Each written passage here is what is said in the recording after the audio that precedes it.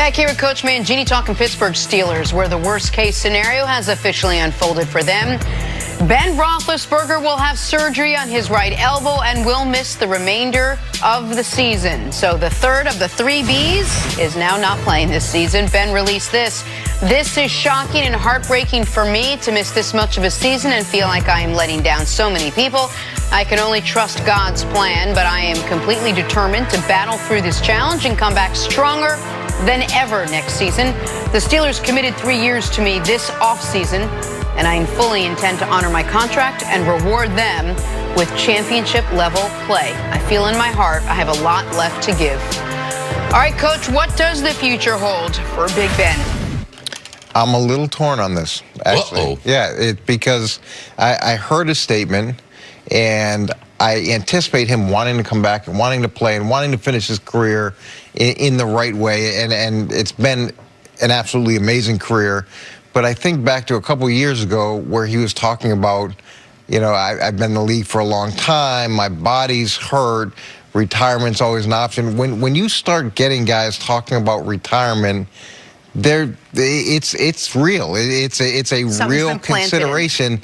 And I think, okay, what if this season goes the way where the Steelers have horrible numbers? 4-12. Yeah, whatever that is. Now they've traded away their first round draft pick, so it's not like they can go get some offensive firepower in the first round. And he's looking at a team that's a total rebuild. What if they decide to make a coaching change? There's so many things that can happen between now and when he's got to make that next decision. And when you look at the way that his contract's structured, his money is guaranteed. Half of his money is guaranteed for injury. So he'll still get $30 million over the next 2 years of his $60 million that I think it's $60 million. Those numbers are close. No, you're right. So he's got the chance to get that money. He's talked about retirement in the past. We don't know where this team is headed. They've given away their first-round draft pick because they're going to try to compete right now.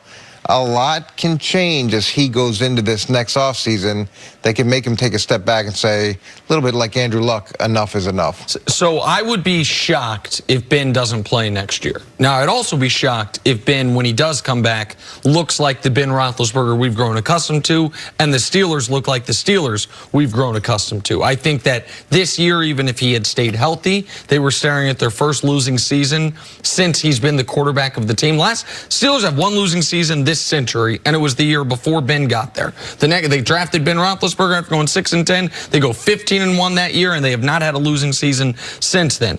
But I believe that Ben is going to come back and not try to just get 30, but try to get the full 60. I think he's not going to just play one more year. I think he's going to try to play 2 more years, which is what's left on his deal. And the Steelers clearly believe that. Because you do not trade for Minkah Fitzpatrick if you think Ben is walking away. Or they love Mason Rudolph. At the end of this year. Or they love Mason Rudolph. And by the way, they liked Mason Rudolph enough to spend a decent draft pick on him, despite having the previous year spend a decent draft pick on Josh Dobbs. And despite the fact that, if you remember, Ben Roethlisberger was none too pleased about that Mason Rudolph draft pick. Well, what's the correlation between Minkah Fitzpatrick and Ben Roethlisberger? Because how do you equate those two? If you're going, because if you think the quarterback might retire, you need that first-round pick to maybe draft a quarterback. Like, especially if you're going to have a terrible season. If you're going to be well, if you have a quarterback that you like, you're going to go trade for a defensive player because you don't think this season is a throwaway. Obviously, they're going into this thinking, we've got a guy that's going to allow us to compete over the rest of the season. Now we got to go get another piece. I don't think they're looking at saying, yeah, we're going to have to save that draft pick for another quarterback. Well, I don't think they are either, clearly, because but I think that if Ben had announced yesterday, let me ask you this real quick. If Ben had announced yesterday, I'm retiring, you think they still make that trade? Because I think there's 0% they make that trade. No, I think they still would probably make that trade because you're 2 games into the season. Who wants to sit back at 2 games into the season? This is Pittsburgh. This isn't a team We've never seen that what's lays going down on in Miami either. Let's not try to act like losing in the NFL is acceptable. No, it's not acceptable. In the Pittsburgh Steelers, you're the one said, They haven't had a losing season this century. They've won this century. Yeah.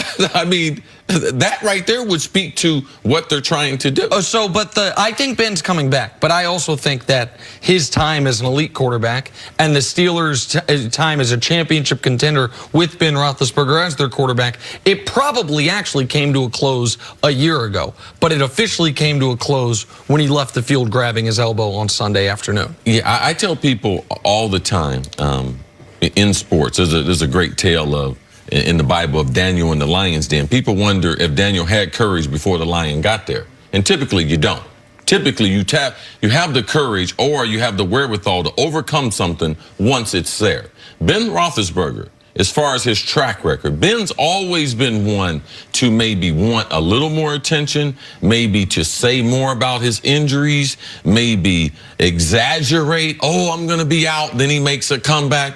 I followed Ben his whole career. I've been in TV his whole career, and that's been Ben's reputation. Ben likes the attention. Maybe a couple years ago, he was like, you know something? Now that we know about AB, how difficult it was, maybe he was like, man, I got a lot of money in the bank. I don't need to keep coming to work listening to this, because veteran players, what becomes hard for them as they get older, the practices, how often, because they can't get to the level that they're used to as often as they're used to it, and the conversations in the locker room.